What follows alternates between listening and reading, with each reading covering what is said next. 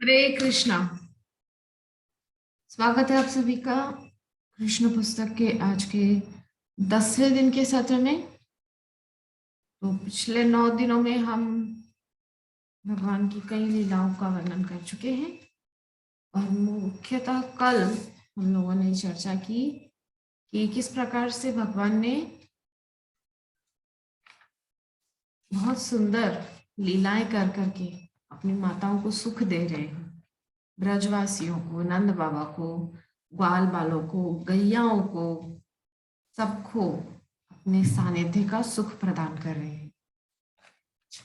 तो आगे श्री सुखदेव जी महाराज कह रहे हैं कि कृष्ण तथा बलराम दोनों ही इतने चंचल थे कि यशोदा तथा रोहिणी अपने अपने गृह कार्यों में व्यस्त रहते हुए उन्हें गायों, बैलों, बंदरों, जल, अग्नि तथा पक्षियों से बचाने का प्रयत्न करती रहती।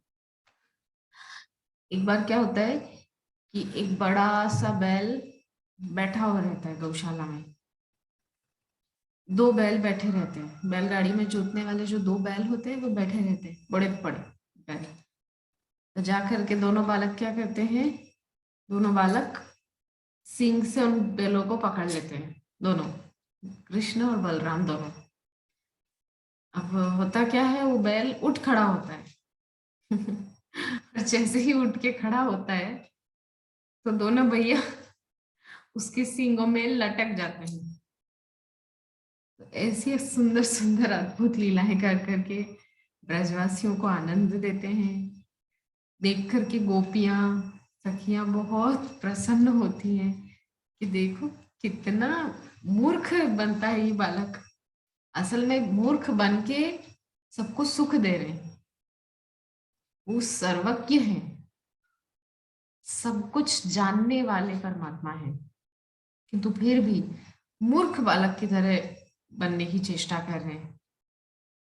सींग पकड़ लिए जा करके, सींग में लटक गए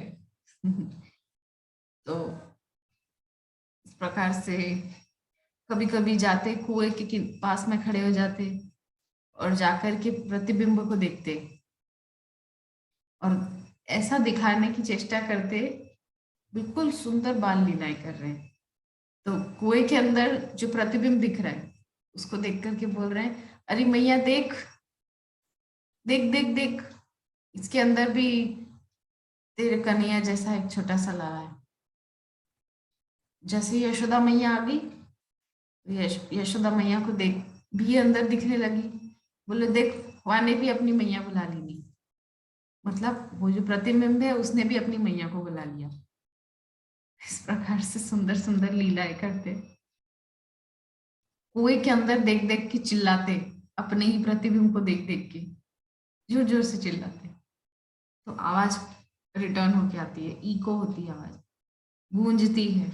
उस आवाज को सुन के प्रसन्न होते हैं। बहुत छोटे हैं, 1-1.5 वर्ष के। इस प्रकार से कभी कभी बाबा की तलवार जो लगी रहती म्यान में उसको निकाल लेते। अद्भुत अद्भुत लीलाएं कर रहे हैं छोटे से कन्हैया। तो अपने बालकों की सुरक्षा के लिए सदैव उत्सुक रहने तथा गृह कार्यों में व्यस्त रहने के कारण वे शांतिपूर्वक रह भी नहीं पाती थी। मतलब दोनों माताएं सब समय इसी बात में रहती थी, चिंता में कि कहीं किसी अग्नि में न चले जाए, कहीं जल में न जा गिरे।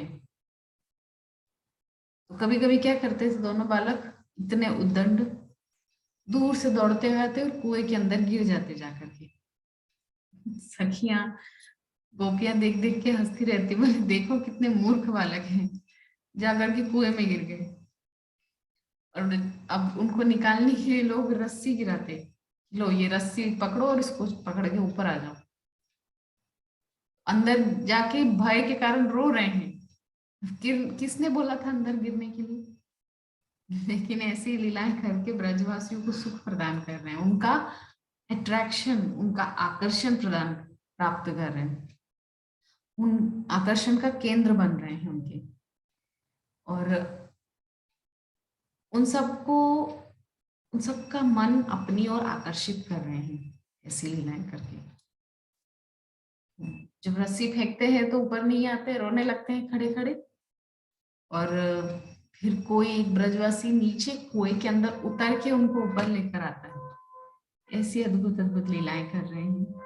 अल्पकाल में कृष्ण तथा बलराम दोनों ही उठकर खड़े होने लगे और अपने पैरों से कुछ कुछ चलने लगे। तो कन्हैया घुटने घुटने चलने लगे थे, थोड़ा थोड़ा खड़े भी होने लगे थे हल्का सा। तो घुटने घुटने चलते हुए एक दिन क्या हुआ, कन्हैया चले हैं तो गौशाला गौशाला में जाकर के कन्हैया ने देखा दासी माखन निकाल रही है, ताजा ताजा माखन निकल रहा है। जाके ऐसे हथेली गोपी के आगे रख करने लगी। गोपी ने कही, क्या चाहिए लाला? तो माखन की तरफ उंगली करके दिखाने लगे। तो माखन गोपी ने हाथ में रख दिया। अब चलना है घुटने घुटने, घुटने घुटने चलने के लिए दोनों हाथों की भी आवश्यकता है। किसी प्रकार से एक हाथ का सहारा ले लेकर, एक हाथ का जोर दे देकर चल रहे हैं।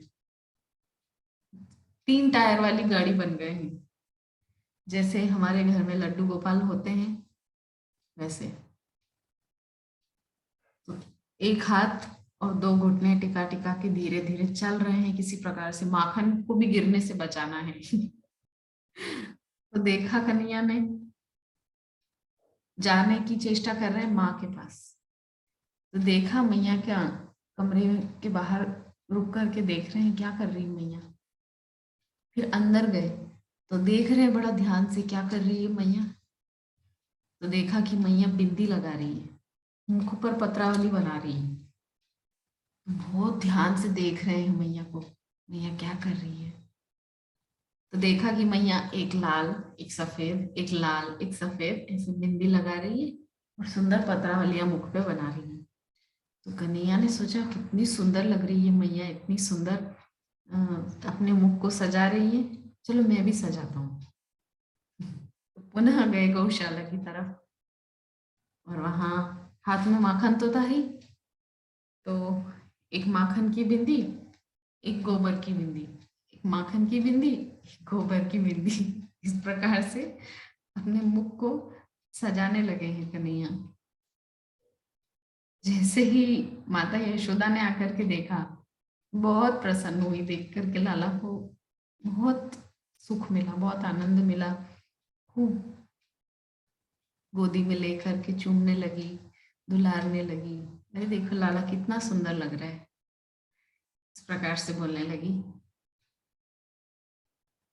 जब वे दोनों चलने लगे तो उनके हमजोली उनके साथ हो लेते और वे सब मिलकर गोपियों को तथा विशेष रूप से यशोदा तथा रोहिणी को परमानंद प्रदान करते। इस प्रकार से छोटे छोटे बालक सब मिलकर के अपनी अपनी माताओं को सुख देने लगे, ब्रज के और भी छोटे छोटे बच्चे। तो यशोदा तथा रोहिणी की समस्त गोपी सखियां वृंदावन में कृष्ण तथा बलराम के नटखट नटखट बाल सुलभ कार्यकलापों का आनंद लूटने लगी। इसी के लिए तो आते हैं भगवान, अपने भक्तों को आनंद देने के लिए।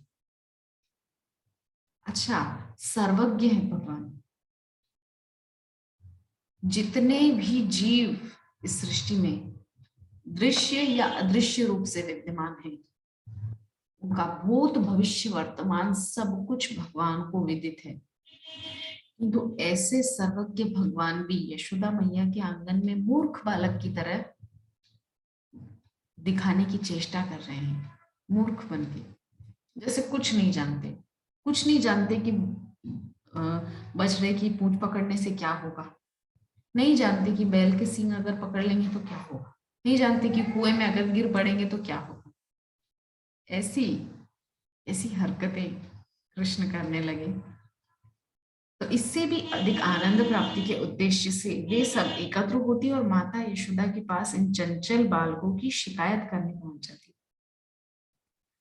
तो कृष्ण जब 1.5 से 2 वर्ष की अवस्था में पहुंचे, 2 वर्ष की अवस्था में, तो धीरे धीरे आसपास के घरों में जाने लगे, गोपियों को सताने लगे। अच्छा, गोपियों को सताने से यहाँ जो तात्पर्य है वो ये है कि उनका ध्यान अपनी तरफ आकर्षित करना चाहते हैं। कृष्ण चाहते हैं कि पूर्ण रूपेण जो है गोपियां, उनका मन मेरे में स्थिर हो जाए, मेरी तरफ उनका मन सब समय लगा रहे। तो यशोदा मैया के सामने गोपियां आती हैं और कहने लगी कि हे यशोदा मैया, आप अपने नटखट कृष्ण को क्यों नहीं बरतती हैं? वह हर प्रातः तथा सायंकाल बलराम के साथ हमारे घरों में आता है और गाय दूही जाने के पूर्व ही उनके बछड़ों को खोल देता है। क्या कह रहे हैं वे श्री सुखदेव जी? कि वत्सान मुंचन क्वचिद समये रोष संजात हास, कि वत्सों को क्वचिद समय, किसी भी समय खोल देता है आकर के। अरे सुबह सुबह गाय दूहने का समय है, उस समय आकर के बछड़ा को खोल दिया, बछड़ा आकर के सारा दूध अपनी माँ के थान में से पी गया। अब हम क्या दूध वहां से निकालें? और हम जब दूध निकालने जाती हैं तो गाय दूध तो नहीं देती, उल्टा लात मारती है हमको। इस प्रकार से हमको सताते हैं। और रोष संजात हास, जब हम क्रोध दिखाने जाती हैं, रोष दिखाने जाती हैं, संजात हास, हंसने लगते हैं, खिल खिल खिल खिल करके, दांत दिखा के, छोटी छोटी दतैयां दिखा करके। ज्यादा दांत तो अभी आए नहीं है, जितने आए हैं वही दांत दिखा दिखा के खूब हंसते हैं। तो इनकी हंसी को देख करके हमारा तो सारा ही गुस्सा ठंडा हो जाता है। तो माता यशोदा सुनकर के बहुत आनंदित होती है मन ही मन, लेकिन कुछ बोलती नहीं है। तो बोलती है कि ये तो अच्छा ही काम करता है ना, बछड़ों को खोल देता है तो तुम्हारी तो सहायता करता है। बोले क्वचित समय, किसी भी समय खोल देता है, गाय दूही जाने के समय खोल देता है। तो इस प्रकार से माताएं शिकायत करती है यशोदा मैया के सामने। तो इस प्रकार से यदि हम इस कृत्य के लिए कृष्ण तथा बलराम को धमकाती हैं तो वे ऐसी मनोहारी हंसी हंसते हैं कि हम कुछ कर ही नहीं पाते। क्या कह रहे हैं गोपियां, क्या कह रही हैं कि हंसी उनकी ऐसी है ना कि उसमें हम सब भूल जाते हैं, हमारा गुस्सा उस्सा पता नहीं कहाँ चला जाता है। तो यही नहीं, आपके कृष्ण बलराम को हमारा दही तथा माखन चुराने में बड़ा आनंद। स्तेयम स्वादुवत्यथ ददीपय, स्तेयम मतलब चोरी करने में इसको आनंद आता है, पता नहीं क्या। स्तेयम स्वादुवत्ती, इसको चोरी करके खाने में ज्यादा आनंद आता है। नंदरानी कहती है कि हमारे घर में कोई माखन की कमी है जो तुम्हारे घर चोरी करने जाएगा? बोले सच कह रही है यशोदा मैया, तुम्हारा लाला हमारे घर आता है चोरी करने के लिए।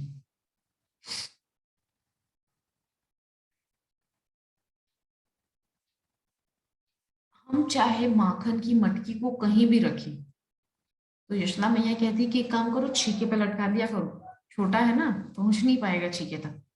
अरे बोले बहुत चालाक है आपका बालक। बोले पीढ़ा लगा के, पटिया लगा करके, लकड़ी का पटिया होता है, वो पटिया लगा करके बैठ जाता है, लगा लेता है पटिया, पटिया पे एक एक दो बालक को खड़ा कर लेता है, फिर वो दो बालक के ऊपर और एक बालक को खड़ा कर देता है। उस प्रकार से छीके पर रखे हुए माखन की मटकी उतार लेता है। बहुत चालाक है आपका बेटा। तो हम कहीं भी कितना भी ऊपर रखे माखन माखन को, ले तो पहुंच जाता है। जब हम उन्हें दही तथा माखन चुराते हुए पकड़ लेती हैं तो वे कहते हैं कि आप हम पर चोरी का आरोप क्यों लगाती हैं? क्या आप समझती कि हमारे घर में दही तथा माखन का अभाव है? कभी कभी वे मक्खन, दही तथा दूध चुराकर बंदरों को बांट देते हैं। कहते हैं गोपियां कि खुद खाए तो ठीक है, बालकों को खिलाए तो ठीक है, बंदरों को खिलाते हैं। अरे बंदरों को खिलाए वहां तक भी ठीक है, हमारी मटकी क्यों फोड़ देते हैं? मटकी को तो छोड़ दे कम से कम। और मटकियों को छोड़ तोड़ तोड़ के भाग जाते हैं। जब बंदर भी खा लेते हैं तो वे चिढ़ाते हैं कि यह दूध तथा मक्खन रद्दी है। बोले ये खाने योग्य नहीं है, इसको खाने से तो पेट खराब हो जाता है। पहले तो खा लेते हैं और फिर मक्खन, जो माखन है उसकी निंदा करते हैं, उसको रद्दी बताते हैं। इस तरह की लीलाएं कृष्ण कर रहे हैं। यहाँ तक कि बंदर भी इन्हें नहीं खाएंगे, ऐसा बोल बोल के गोपियों को चिढ़ाते हैं। तो और फिर आखिरी में क्या करते हैं, मटकी को फोड़ फोड़ के इधर उधर फेंक करके चले जाते हैं। अब मैया ने कहा कि एक काम करो, अपनी मटकियों को ना अंधेरे स्थान में रख दो, अंधेरे से बहुत डर लगता है इसको। कन्हैया के बारे में बोल रही है यशोदा मैया। हवा से बहुत डर लगता है आपको। वृश्चिक राशि को उसकी परिक्रमा में एक स्थान है जिसका नाम है हाउ बुलाऊ। मैया कृष्ण को, छोटे से कन्हैया को अक्सर डराया करती थी जब वो उधम मचाते थे। हाउ बुलाऊ मतलब, मतलब भूत को बुलाओ, तब चुप होगे, तब शांत, तब उधम मचाना बंद करोगे। तो एक जगह का नाम है हाउ बुलाऊ। तो इस प्रकार से कृष्ण को यशोदा मैया डराती थी कि हाउ बुला दूंगी अगर तुम नहीं मानोगे तो गोपियों को मैया सिखा रही है, एक काम करो, अंधेरी कोठरी में रख देना अपनी मटकियों को, वहां नहीं जा सकता, अंधेरे से बहुत डर लगता है इसको। तो बोलती है, अरे मैया तुमने बड़ी भली कही, कहाँ अंधेरे से डर लगे आपको। तुमने जो इसको हीरे रत्न से जड़े हुए जो एक कंगन पहना रखे, इनमें से इतना प्रकाश निकलता है कि उसके प्रकाश से वो कहीं भी चला जाता है, अंधेरे में जाकर के माखन निकाल के खा लेता है। इतना तुम उसको रत्न आभूषण जड़ से सजा के रखती हो। मैया बोले ठीक है, आपको अब आभूषण पहनाऊंगी नहीं। तो इस प्रकार से मैया आभूषण निकालने लगी। गोपी गोपी को लगा कि तो मैया आभूषण सारे निकाल देगी। बोले नहीं नहीं, अब आप निकालो मत इनको। बोले तुम कहा कह रही हो, मुझे तो कुछ समझ ना आ रही है। तुम डांटने को भी कह रही हो, डांट, और मैं डांटू तो तुम बोलती हो कि आपको बाद में समझा लियो। बोले हम तो ये कह रही थी कि इन्हें समझा लीजो बस। मतलब गोपी सिर्फ उलाहना देने के बहाने कृष्ण को देखने आई है और कुछ काम नहीं। वो सोची कि जितनी देर उलाहना देंगी, यशोदा से थोड़ी उज्जत करेंगी, थोड़ी सी बहस करेंगी, उतनी देर में खड़े खड़े लाला को दर्शन कर सकेंगी, उसको देख सकेंगी जी भर के। नयन भर देखो नंद कुमार, बिन देखे बावरी भई हूं। ये हालत है गोपियों की। एक क्षण के लिए भी गोपियां कृष्ण को अपने नेत्रों से ओझल नहीं होने देना चाहती। तो उलाहना तो केवल बहाना है गोपियों का, बल्कि उन्होंने अपने इन नेत्रों को सार्थक किया है कृष्ण को देखकर। इतनी सुंदर सुंदर लीलाएं कृष्ण कर रहे हैं। तो आगे गोपियां क्या कह रही हैं कि यदि हम मक्खन को छीके पर ऊंचे टांग देती हैं तो अपनी पहुंच के बाहर होने पर भी चक्की के ऊपर काट के बक्से रखकर वहां तक पहुंच जाते हैं, और यदि वे वहां तक नहीं पहुंच पाते तो पात्र में छेद कर देते हैं, नीचे से छड़ी लगाते हैं, छड़ी लगाने से मटकी फूट जाती है और साफ माखन खा लेते हैं। और अतः हम सोचती हैं कि आप अपने बालकों के शरीर से सारे रत्न जड़ित आभूषण निकाल ले तो अच्छा हो। निकालने के लिए भी कह रही है, और जब मैया निकाल रही है तो उधर भी उनको कष्ट हो रहा है। मतलब ये उलाहना तो केवल एक बहाना है कृष्ण को देखने का। तो यह सुनकर यशोदा कहती कि बहुत अच्छा, मैं कृष्ण के सारे रत्न उतार लूंगी जिससे वह अंधेरे में रखा माखन न ढूंढ पाए। तब गोपियां कहती नहीं नहीं, आप ऐसा ना करें, देखिए कितना विरोधाभास है। अभी क्या कह रही थी कि सारे आभूषण निकाल ले तो अच्छा होगा, और जब मैया निकालने लगी तो बोले नहीं नहीं नहीं, मत निकालिए। आप इनके रत्नों को उतार कर क्या करेंगी। हम नहीं जानती कि ये कैसे बालक है जो बिना आभूषणों के भी एक प्रकार का तेज फैलाते रहते हैं, जिससे वे अंधेरे में भी प्रत्येक वस्तु को देख सकते हैं। तो माता यशोदा उन्हें बताती, अच्छा तुम लोग अपना माखन तथा दही सावधानी से रखा करो जिससे वे वहां पहुंच ना सके। तो उत्तर में गोपियां कहती, हाँ वास्तव में हम ऐसा ही करती हैं, किंतु कभी कभी हम गृह कार्यों में इतना व्यस्त रहती हैं तो ये नटखट बालक न जाने कैसे घर में घुसकर सारी वस्तुएं तहस नहस कर देते हैं। अच्छा गोपियां आगे क्या कह रही है कि इनको माखन मिलता है तब तो ये चुरा के खा के खुद खा लेते हैं, बंदरों को इसको उसको सबको खिला देते हैं, मटकी फोड़ देते हैं, आ जाते हैं। किंतु अगर इनको किसी दिन माखन ना मिले तो ये घर में पड़ी चीजों को तोड़ फोड़ के आते हैं, तहस नहस कर देते हैं।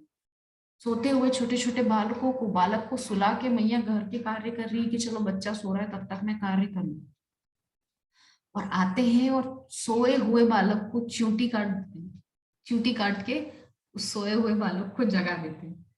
गोपी ना तो घर के कार्य कर पाती है कुछ, और बस उस बालक को संभालने में लग जाती है। ऐसी सुंदर सुंदर लीलाएं कन्हैया करने लगे, गोपियों को सता रहे हैं। सताने से क्या होता है कि सब समय गोपियों के चिंतन में कृष्ण चलने लगे, कृष्ण रहने लगे उनके चिंतन में, कि देखो आज उसने ऐसा ऐसा किया था, घर आया था, मटकी फोड़ी थी, माखन खाया था, मेरे बालक को जगा दिया था।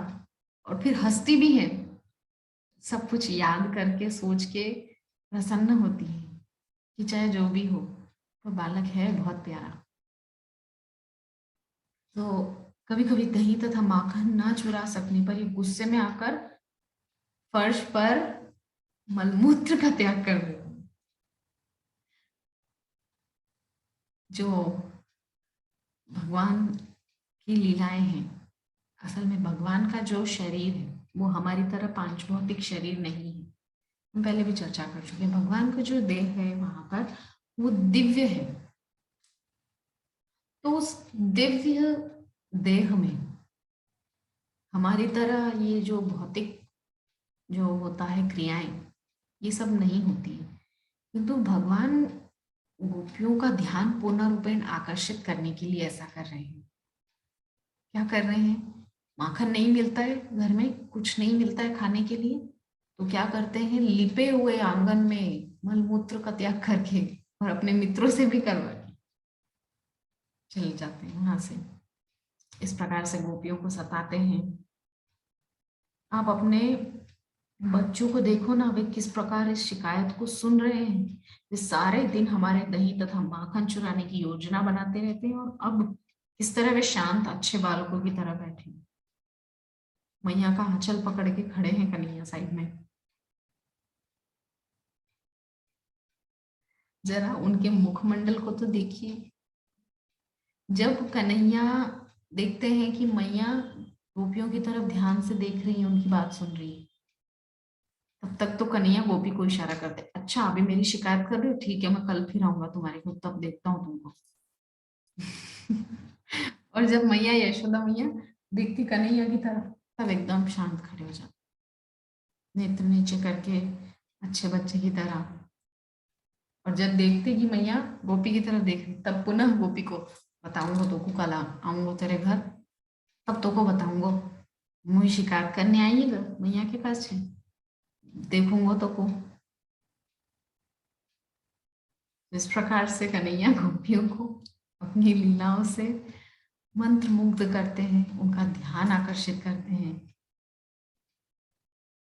जब माता यशोदा ने सारे उलाहने सुनकर अपने बच्चे को डांटना चाहा तो उसके भोले भाले मुखमंडल को देखकर हंस पड़ी और डांट नहीं पाई। इतना मासूम सा चेहरा बना लिया कृष्ण ने कि यशोदा मैया कुछ बोल ही नहीं पाई, इनफैक्ट हंस दी। कन्हैया का मुख देखकर माँ को हंसी आ गई। किसी और दिन जब कृष्ण तथा बलराम अपने मित्रों के साथ खेल रहे थे, तो सारे बालकों ने बलराम के साथ मिलकर यशोदा से कहा कि कृष्ण ने मिट्टी खाई है। सभी मित्रों ने आकर के माता को ये शिकायत की कि कृष्ण माटी खा रहे हैं। और ये जो घटना है ये है ब्रह्मांड घाट की। ब्रह्मांड घाट की जो मिट्टी है आज भी भक्त लोग अपने अपने घरों में रखते हैं और उसको आस्वादन करते हैं, क्योंकि उस मिट्टी को भगवान ने खाया है, वो ब्रज की रज है, वो कोई साधारण मिट्टी नहीं है। तो इस प्रकार से कृष्ण मिट्टी खाए तो यशोदा मैया ने कही, इसको क्या खाने की कमी है दारिके को जो मिट्टी खा रहा है? अभी जाकर देखती हूँ। तो मैया जाती है और जाकर के कान पकड़ लिया कृष्ण का और बोलती हैं कि तुमने मिट्टी क्यों खाई? देखो ना, बलराम सहित तुम्हारे सारे मित्र तुम्हारी शिकायत कर रहे हैं। अपनी माता के डर से कृष्ण ने कहा, हे माता, ये सारे लड़के जिनमें भैया बलराम भी सम्मिलित हैं झूठ बोल रहे हैं। नाहम भक्षित्वानंब सर्वे मिथ्याभिसंशिनम यदि सत्य गिरह समक्षम पश्चिमे मुखम। क्या कह रहे हैं कि ना हम भक्षित्वानंब, हे मैया मैंने तो माटी नहीं खाई, सर्वे मिथ्या विसंशिना, सब झूठ बोल रहे हैं। यदि सत्य गिरहस्तर ही समक्षम पश्चिमे मुखम, और यदि आपको मेरी बात पर यकीन नहीं है, देखो सब सामने खड़े हैं, सबके सामने मेरे मुख में देख लो। बड़े सीधे बन रहे हैं, इस प्रकार से मैया से बोल रहे हैं कि देख लो मेरे मुख में। और मैया कान पकड़ने लगी जोर से। अच्छा, मुख में मिट्टी है, उसको तुरंत तुरंत चबा के अंदर उतारने की चेष्टा कर रहे हैं। मैंने मिट्टी कभी नहीं खाई। आज भैया बलराम मेरे साथ खेलते खेलते मुझसे रुष्ट हो गए, अतः वे मेरी शिकायत करने के उद्देश्य से अन्य बालकों से मिल गए हैं। हाँ, ये सब जो है ये झूठ बोल रहे हैं, एकमात्र मैं ही सत्य बोल रहा हूँ। ये सत्यवादी हरिश्चंद्र है, इसीलिए ये सत्य बोल रहे हैं। ये सभी एकजुट होकर आपसे मेरी शिकायत करने आए, जिससे आप क्रुद्ध हो और मुझे प्रताड़ित करें। यदि आप सोचती है कि वे सच बोल रहे हैं तो आप मेरे मुंह के भीतर देख सकती हो। समक्षम पश्चिम है मुखम, कि मैंने मिट्टी खाई है या नहीं, आप खुद ही देख लो। तो माता बोली, अच्छा तुमने मिट्टी नहीं खाई तो दिखाओ अपना मुंह खोल के, मैं देखती हूँ। तो इस प्रकार से जैसे ही माता ने बोला, तुरंत कृष्ण ने अपना मुख खोल दिया है। उस मुख के अंदर 14 जो ये हैं हमारे ये हमारे जो 14 लोग हैं हमारे इस ब्रह्मांड के 14 लोक मैया को दिखाई दे रहे हैं, नीचे से लेकर ऊपर तक सभी 14 लोक। उन 14 लोकों में मैया को पृथ्वी भी दिखाई दे रही है। उस पृथ्वी के भीतर मैया देख रही है भारत देश भी है। उस भारत देश में उत्तर प्रदेश, उस उत्तर प्रदेश में गोकुल, गोकुल के अंदर मैया स्वयं ब्रह्मांड घाट के किनारे खड़ी होकर अपना बालक का मुख देखते हुए स्वयं को भी माँ उसमें देख पा रही है। इस प्रकार से अनंत कोटि ब्रह्मांड उनके मुख में लुढ़क रहे हैं इधर से उधर। ये दृश्य माँ ने जब देखा तो कान पे हाथ रख के एकदम आंखें बंद कर ली माँ ने, और सोचने लगी ये क्या दृश्य है, मेरी आंखों को ये क्या दिख रहा है। एकदम स्तब्ध हो गई माँ ये दृश्य देख करके। पूरी सृष्टि, जितने अनंत कोटि ब्रह्मांड है वो सब मैया को कृष्ण के मुख में दिखाई दे रहे थे। उन्होंने मुख के भीतर सारे जीवों, नित्य काल, भौतिक प्रकृति, आध्यात्मिक प्रकृति, गति, चेतना तथा समग्र सृष्टि के विभिन्न रूपों को देखा। इतना कुछ मैया कृष्ण के मुख के अंदर देख रही थी।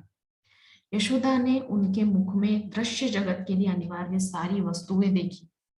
उन्होंने उनके मुख के भीतर कृष्ण को गोद लिए तथा अपना पायपान कराते अपने आप को भी देखा। सब कुछ देख रही है माँ उनके मुख में। वे यह सब देखकर भयभीत हो गई और आश्चर्य करने लगी कि क्या स्वप्न देख रही हूं मैं। किम स्वप्न अद्भुत देव माया, कहीं दैव की कोई माया तो नहीं है, कहीं मैं स्वप्न तो नहीं देख रही हूँ। आखिर ये क्या दृश्य था जो इतना अद्भुत था। देख करके माँ आश्चर्य में पड़ गई। भगवान की क्या माया है, दैव की माया है, क्या है आखिरकार। तो उन्होंने सोचा कि ये सब विचित्र वस्तु देखकर वे मानसिक रूप से विक्षिप्त तो नहीं हो गई है, मतलब माता अपने आप को समझे कि मैं पागल तो नहीं हो गई। फिर सोचा है कि हो सकता है कि मेरे पुत्र की विराट योग शक्ति हो। अब कृष्ण के प्रति उनके मन में ऐश्वर्य भाव जाग गया, और ये जो मुख में विराट का दर्शन भगवान के करवाया, ये भगवान की ऐश्वर्य शक्ति ने करवाया। जो ये सोचने लगी कि ये मैया यशोदा उस अनंत कोटि ब्रह्मांड नायक को साधारण बालक मान के कान पकड़ रही है और उनका मुख खुलवाना चाहती है सबके सामने। ऐश्वर्य शक्ति ने सोचा कि मैं अभी यशोदा को बताती हूँ, और ऐश्वर्य शक्ति ने अपने आप को विस्तारित किया और भगवान के मुख में ही सब कुछ दर्शन करा दिया। इस प्रकार से कन्हैया ने सोचा कि मैया तो जो है अब मुझे बालक अपना बालक न मान के भगवान मानने लगेगी, और भगवान मानने लगेगी तो भगवान को तो सभी जानते हैं कि आलिया में बिठा के 2 चिनौरी के दाना भोग लगा के शांत बिठाए रखते हैं पूरा पूरा दिन। फिर ये अपना दूध नहीं पिलाएगी, मुझे ताजा ताजा माखन नहीं खिलाएगी, बेजर की रोटी पे माखन लगा के मुझे नहीं खिलाएगी, अपने हाथों से मुझे गरम गरम खाना नहीं खिलाएगी। ये सब कृष्ण सोचने लगे मन में।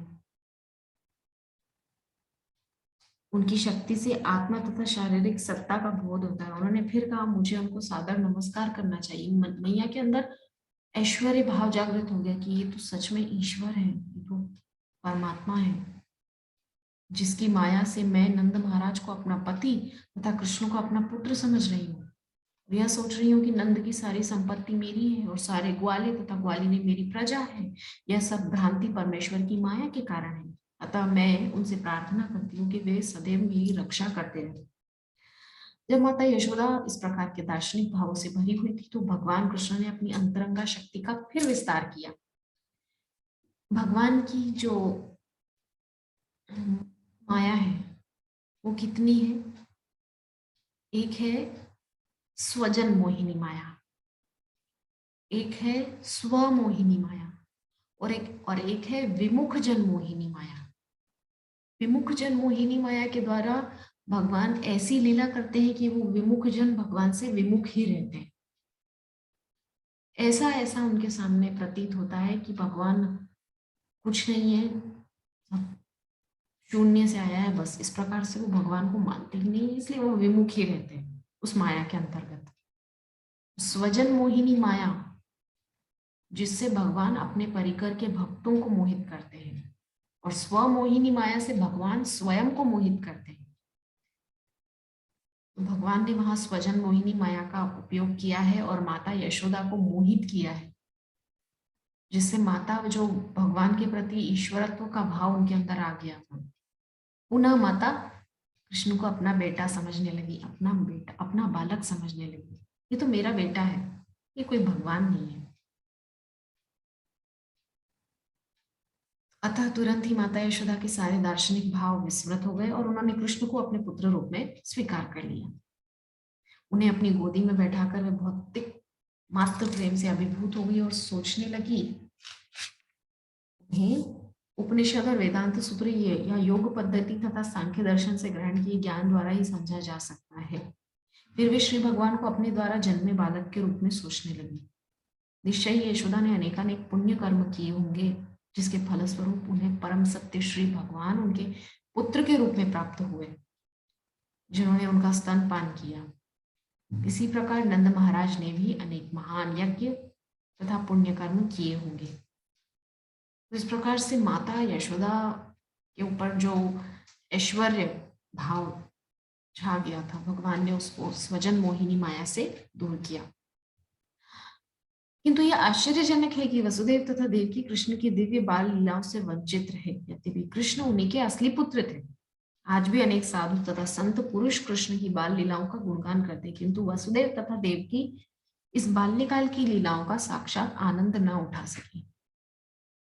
अच्छा, यह देवकी वसुदेव के बारे में हम जान चुके हैं कि सुतपा और कृष्णी थे स्वयंभू मनु के समय में। तो उन्होंने जो है तपस्या की थी और भगवान को कहा था कि आपके जैसा पुत्र प्राप्त हो। भगवान 3 बार पुत्र बन करके आ गए, किंतु वसु जो है, द्रोण और धरा नाम के 2 वसु हैं जिन्होंने बहुत तपस्या की थी।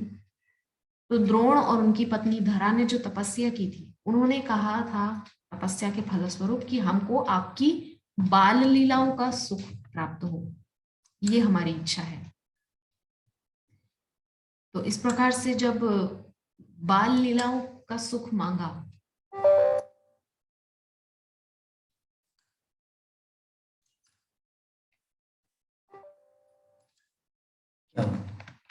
तो बाल लीलाओं का सुख मांगने पर जो है भगवान ने उनको, दोनों वसु जो थे द्रोण और धरा, उनके घर में आए 11 वर्ष 56 दिन और उनको अपनी सुंदर बाल लीलाओं का सुख भगवान ने प्रदान किया।